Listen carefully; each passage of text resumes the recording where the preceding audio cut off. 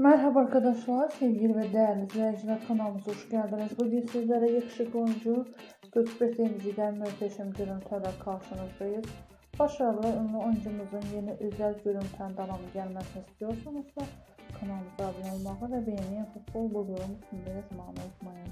Buyurun videomuzu izlemede kalın.